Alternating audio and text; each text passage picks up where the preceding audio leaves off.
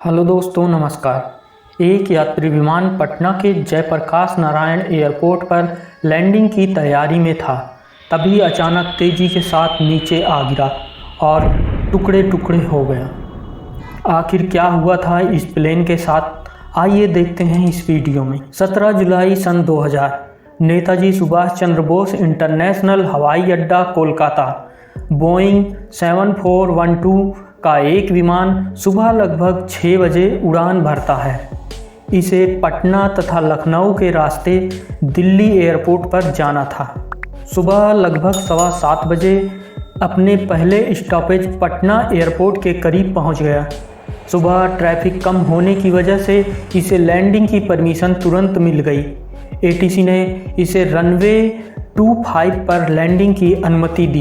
Plane 7500 से 4000 feet की ऊंचाई पर आ गया और फिर रनवे पर लैंडिंग की तैयारी करने लगा। एयरपोर्ट के करीब आने पर पायलट ने एटीसी से लैंडिंग से पहले एयरपोर्ट का एक चक्कर लगाने की अनुमति मांगी। पायलट को एटीसी से इसकी परमिशन मिल गई। अब इसे एयरपोर्ट पर 360 डिग्री में एक चक्कर लगाना था। पायलट को प्लेन लेफ्ट की ओर मोड़ना था, लेकिन जैसे ही प्लेन लेफ्ट की ओर मुड़ा, वह आगे न जाकर सीधे नीचे तेज़ी से गिरने लगा। पायलट की काफ़ी कोशिश करने के बाद भी प्लेन कंट्रोल नहीं हो सका और तेज़ी के साथ धरती से आ टकराया। प्लेन के कई टुकड़े हो गए। प्लेन में अभी आग नहीं लगी थी, लेकिन तेल का रिसाव काफ़ी तेज़ी से हो रहा था। कुछ ही देर बाद प्लेन में आग लग गई। एटीसी द्वारा इमरजेंसी घोषित करते हुए फायर ब्रिगेड की गाड़ियां भेजी गई। घटना फायर स्टेशन से लगभग 5 किलोमीटर की दूरी पर था। जब तक कि गाड़ी पहुंचती, आग ने विकराल रूप ले लिया था। जहाज में बैठे घायल जिंदा लोगों की जान खतरे में थी। आग पर काबू पाने की काफ़ी प्रयास किया गया, लेकिन उस पर काबू पाने में काफ़ी समय लगा, जिसकी वजह से जहाज में बैठे एक शख्स के अलावा किसी को भी बचाया नहीं जा सका। अब आसपास से भीड़ भी जमा होने लगी थी, जिसकी वजह से रेस्क्यू में काफ़ी देरी हो रही थी। भीड़ को कंट्रोल करने के लिए फोर्स की भी मदद लेनी पड़ी।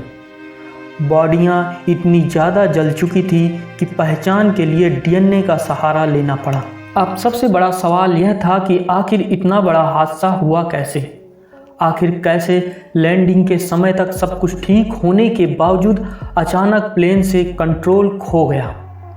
अब बारी थी इन्वेस्टिगेशन की। ब्लैक बॉक्स को खंगाला गया, रिकॉर्डिंग सुनी गई तो सब कुछ साफ हो गया। आगे बढ़ने से पहले आपसे एक छोटी सी रिक्वेस्ट है कि अभी तक हमारा चैनल आपने सब्सक्राइब नहीं किया है तो प्लीज़ चैनल सब्सक्राइब कर लीजिए। दरअसल प्लेन को जब लैंडिंग की अनुमति मिली तो उस समय प्लेन एयरपोर्ट के काफ़ी नज़दीक आ चुका था, लेकिन इसकी हाइट अब भी अधिक थी।